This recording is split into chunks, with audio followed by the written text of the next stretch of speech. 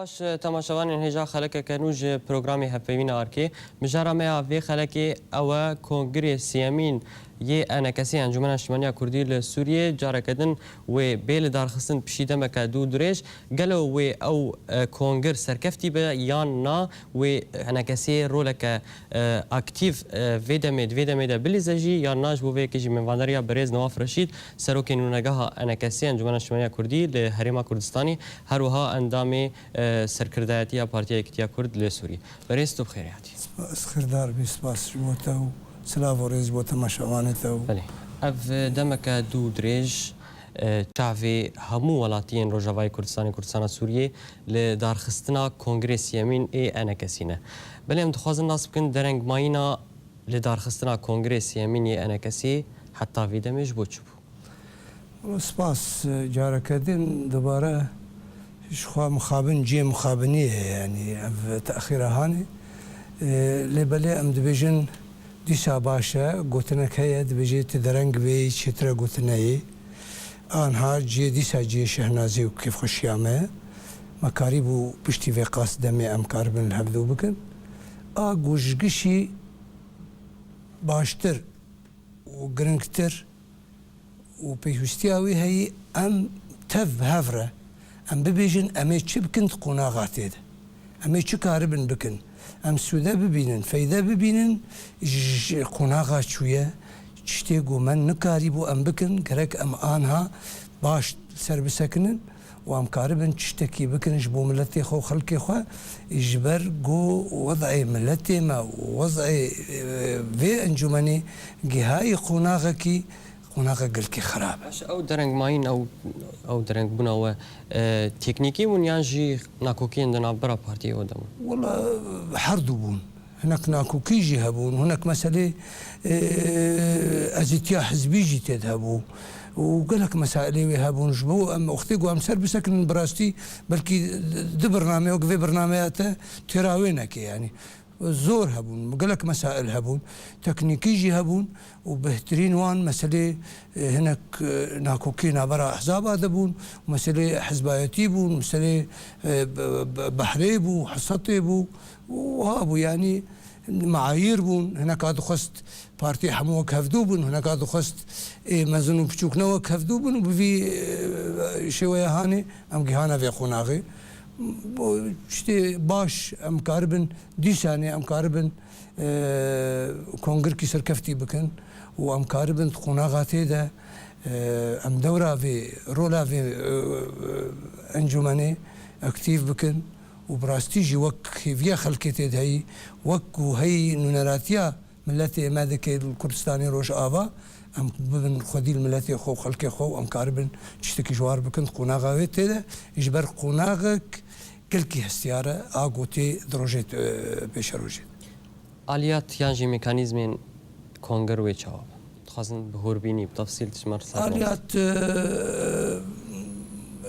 وك اتفاقك الشيبوية شخوا كونغر ويلدار كفي دسبيكا مهاش الشادة روجهاتية تحديد كرن بري بازدي مهية تحديدا يعني يجدح حياة بازدي دوامين هر يكي هاتيخ يعني كرم بيك هاتي مجلسي نيفي سري صدي بينجي انه نراتي جبو بارتيا ونيفي جبو كس بيك هاتيا جبو جوانا جبو جنايا جبو كسي سر بخويا افجي هر يكي بحراوي هركي حصتاوي هاتي اخو يعني كرن بلكي هناك ديساني بتشوتشك هنا ادبجم او جويت فانشن روجيتي دوي چارا سر ببي روجيتي دوي چارا سر ببي وام تقريبا ادبجم مادام روج هاتي تحديد كرن خلاص بويت وكونغر بالدار ببي واش تقال خورتان جوانا كير جن بجاري جن نرتياوي شاو نرتيا جن سري صدي دهداني ده ج بحرا سري صدي ده اي خورتا جوانا سري صدي دوازده صدي دوازده وك رجاء وينا بلكي بشك بي بناف بي بشك جيب بجارتني بي الكور آلياتي كونجر بس تحديد بويا وهر اف بشي اف نسبة هاني هر دفرك يجي وي چند جيبين مثلا چار جوان ويج كوباني بن وچار جعفريني بن وهر يكيجي هاتيه تحديد كرن وبچرنجي وتمثيلياوان ونراتياوان دندري كونجر دبي هناك مخابن يعني افيا من وقت مدبهيست بلكي تيجي سري تدبت وبرسيبك انه هناك جوان دبيجن شما هناك جنكا بهترن هناك جنكا كيمترن واجد بيجن بلكي نوي نقل كي مشكله بكاتشاوا اف مكاريبو تجاوزا ويد مثلا ناف بارتي هذا مكاريبو ام بكن وشاوا ويد نابرا خورتا هذا نبي يعني خورتجي بونا زيدي جروبك وزيدي مجموعه كي بونا وهريك مني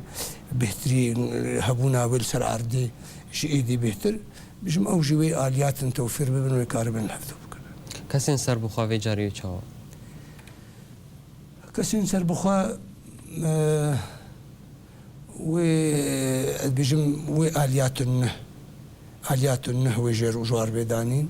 واتفاقك ببي السر درباس كرناوانا بشك جوان جيب انتخاب البجارتن ودرباس ببي بيجم بلكي هناك فايدة بويج يعني تماما او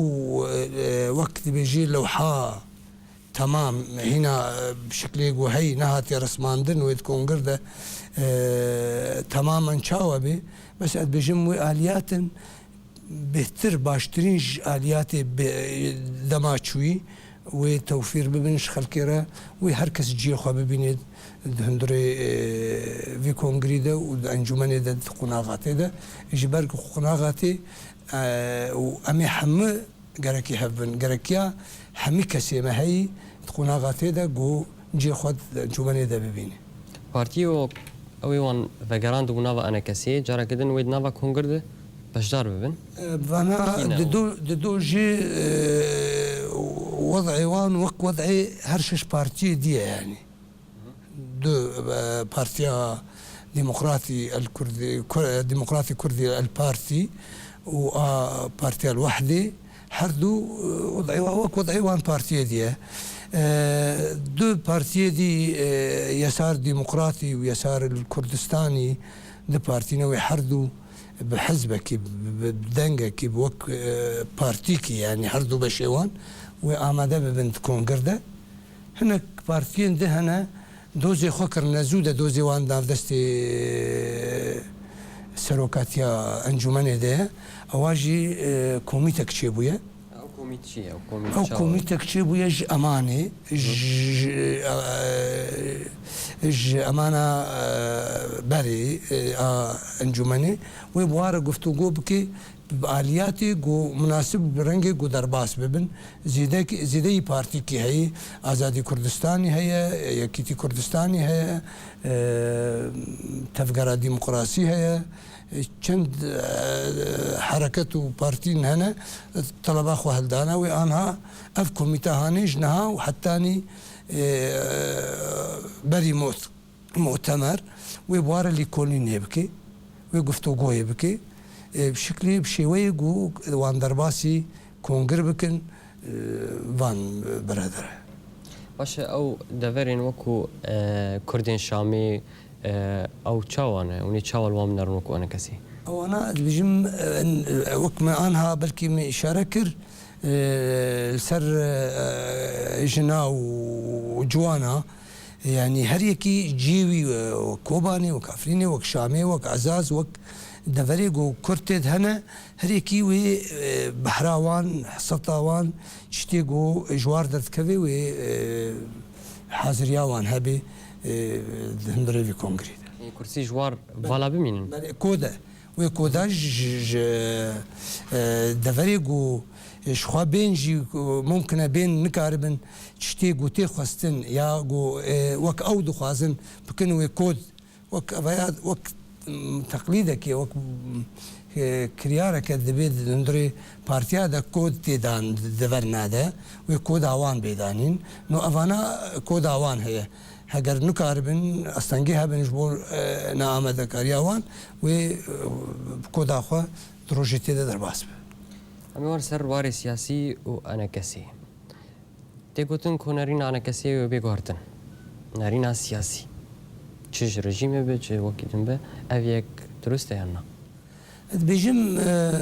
قوناغ وەکمە دەستپێکی گوت قوناغ استیارە نابێ گەلک چشت گوهرتن چێ نەبێ بەس تەبیعا وێ گوهرتنێ ڕەنگێ وێ گوهرتنێ چییە؟ ئەوەیە نایە خویانیکردن ئەوەیە کۆنگر خۆدیەوێ نا ئەس خۆدیەوێ بە بەس ئاش گشی گرنگتر ئاگشی پێویستیاوی بهتر هەیی ئەم کاربن شتێ ماکێ ماسیێمەی قوناغا چوویدە ئاگومە دەریبا وێدایە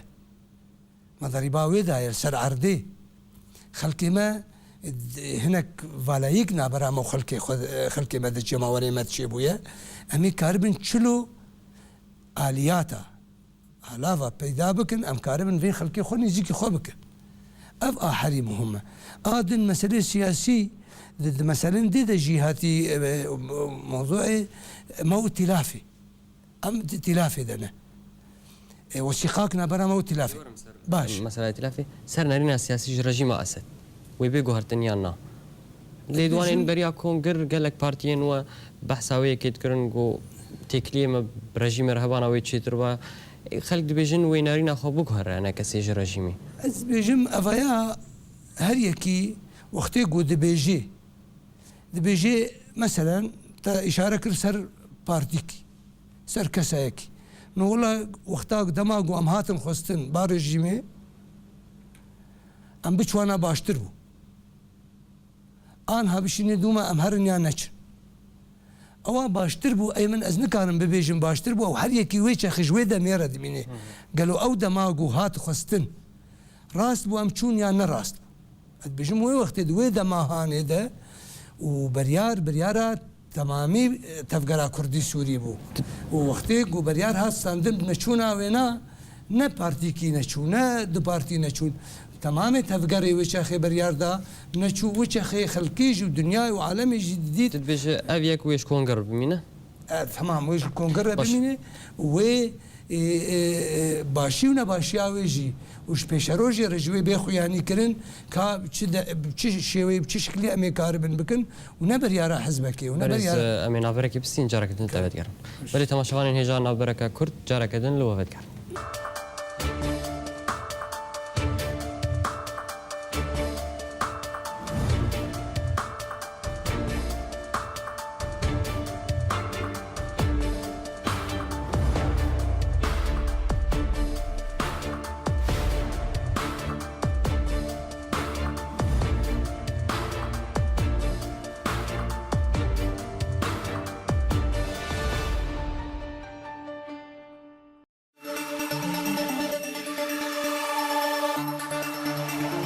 دوباره سلاف تماشاوان هیجا ودگرن علی میوانی خواه برز نواف رشید سروکی نورگاه آنا کسی لحریم کردستانی برز ریکفتنا دهو که وکو آنا کسی ونی چاوالی بنارن قالوا وني خراوستين يانجي وني بردوام بكم بيدير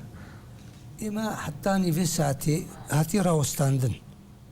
هاتي راوستاندن برسدمان راوستاندن هو بورا وني خوفك شين يانجي وني دوام بكم بيجم موضوع ما أنها تشتكتنا مساكن عندي وقت مساكن عندي وأوجي بريار شخوي أم كونغربي واستخازم تا أقدار جي بقوم تماشافاني تجي بري چنداكي الجنيف أو سنترا كارنجي آغو ناوي بعربي جربي فضل النزاعات دوزا هردو لايا هردو طرفا بو حركي جدا وهات خستن كام كاربن بچرنجي هون فكرن وده شرط ده مرجوان خستمون اللي بيك نانين تمام بيك نانينا امجد بيجن سدمك هي سببك هي حتى انا حتى او سببها هاني نتشي وتو سودج فقرا ما النبي يعني من كاربن شريكك قلت نكاري شركاتي ناديته تناهي كيتكي الحالي خبر يا رادي تو شو كاري بيرا بك ركفتنا دوكي قريدايه بشرط مرجي خبه او شرط مرجو اختي بيجينا انت نكاري يمكن وهاد بيجمو انها قرك كونغر بريارك تمامي بدي اف برياره هاني ام كاربن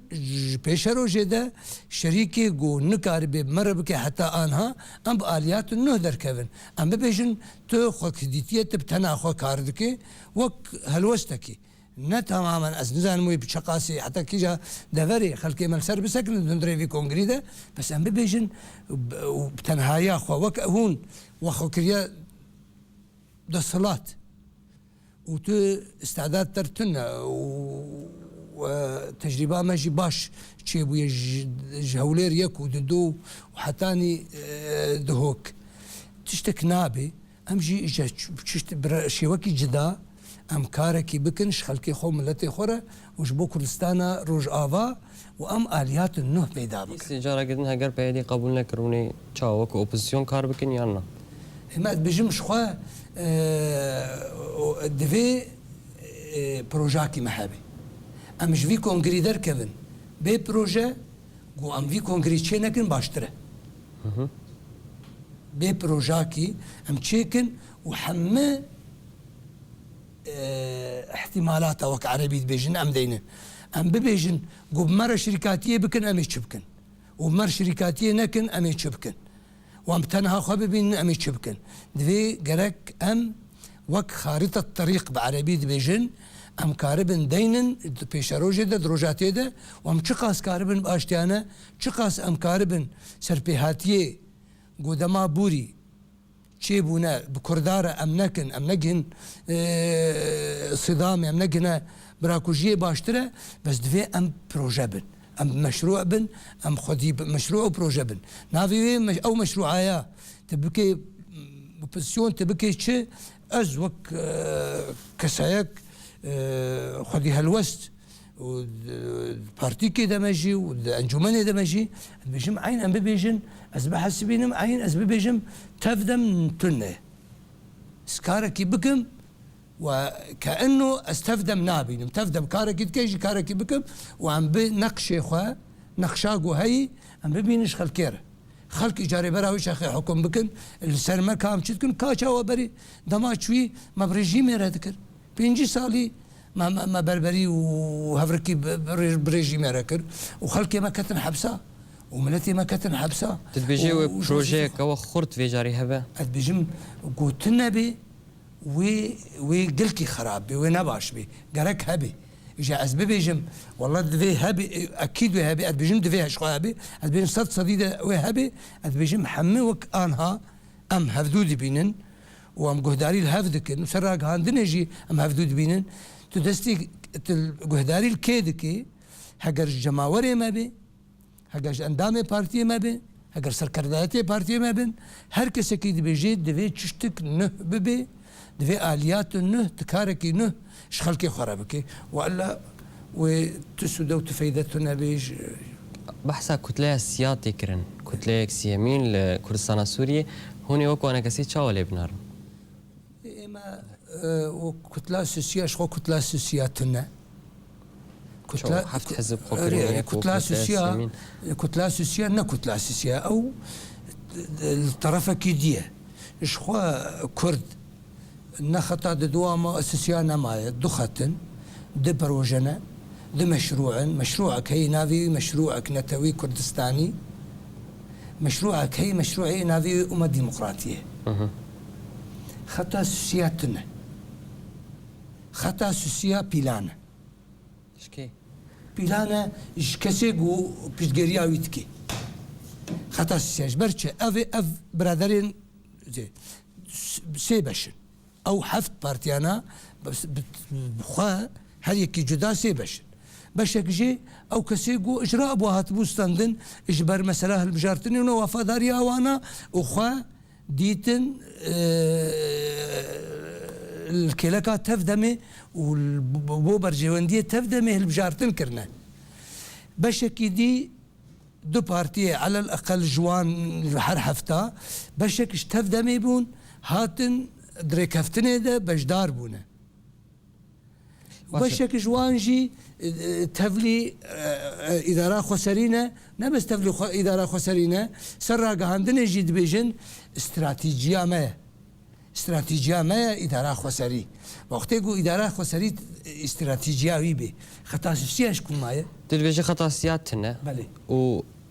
ئەف کەسانە و ئەف پارتیانە دەختێت شکیل ئەنەکەسی بکن یاننا نەرینات بژم وێ نکاربن تو دەختێ بکن ژبەرگ و ئەف ئانها هەولدانەکەش ئالیێوان ژبەر هەنێک جوان کەتن ئەحراجێکی وەک بە عەرەبی دبێژن بەرابەری خەڵکی خوێ و جەماوەرێ خوێ و ئەندامی حزبا خوێ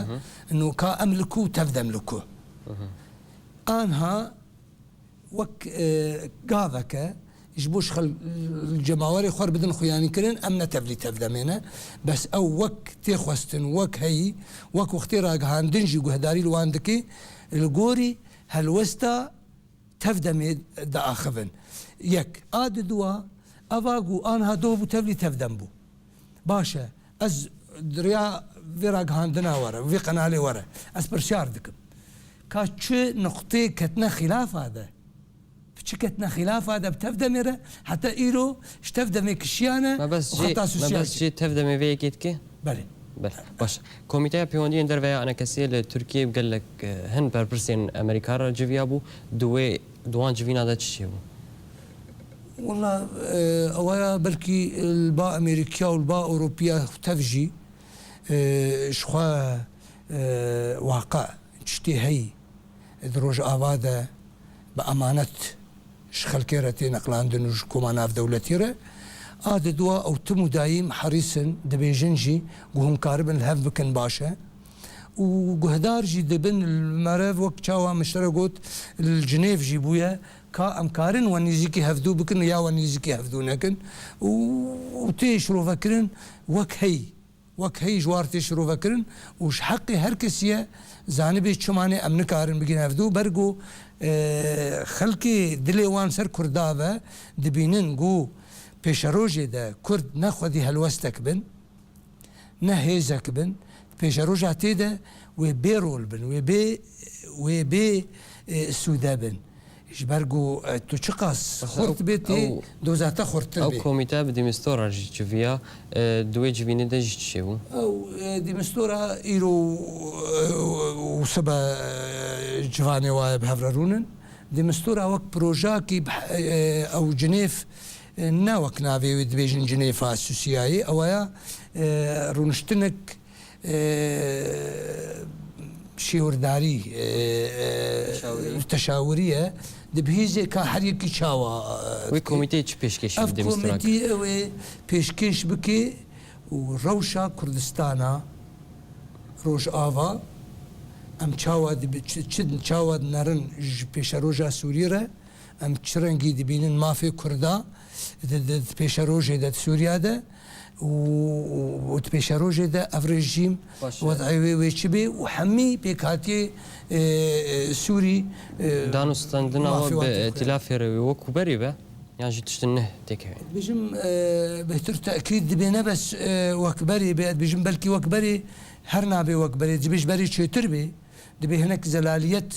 زەلال ببێ هەنێک شەفافیەت هەنێک وضوح چێ ببێ ئەو وەسیقات نابەرامە و ئتیلافێدە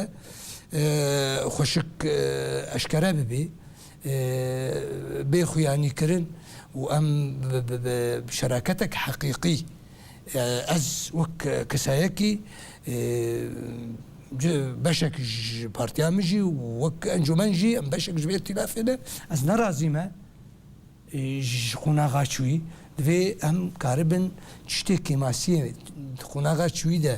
بان برادرە بان هەف بەشێمە بمەرەکردە وان بهەورە جارێک دی پرۆژاک نە نەقشەیەک نە بکن ji بۆ پێشەڕۆژە سووری پرسامی داوی کۆنگرێەوە وێرقامش لە بێلدارکەتن ئەگەر ئەوەیەکی هەیە پەیدێ نەهێ لە کۆنگرێ وەلدارکەوە بژم گو نەهێلی وێ خۆ خەرا ئەوە وێ خۆ بغەڵتینێ دار خونێ چ بکەن وڵا و دمینێژ وێ ساعتێرە یعنی ئەز ئانات فۆرتا ناکەن بەس ئەدبێژم گەرەک شخوا وێنانەکێ گو بکێ وێ گەلکی خوا بغەڵتینێ وێ تعدای خوا بکەی وش اخي بريار دي ساني نبريار كسكي بي وشخصكي بي وقد بيجموا كعرب وني رخصتي جوان بخوازن يعني بيجم رخصت ناي خستن ونابي بيخستن جبرقو قالك حالك سباس اعتياديه يعني شتك نورمال وقتكو ام حتى في خوناغي في كيلي ما تو اعتراف في ادارينا كنا مش هو هرن بكن وقت هو ما فيش داني خبريا انا هتكرن ما جفاتي خد كرن وانا هاجي جفات الدارن ام هو انا جي قالك سباس بريز نواف رشيد سروكين ونرجعها انا كسيل هريما كرساني كويرو تمرة ميفامو قالك سباس بلي تماشوان هيجا سباس بوجي هرشاد وبختار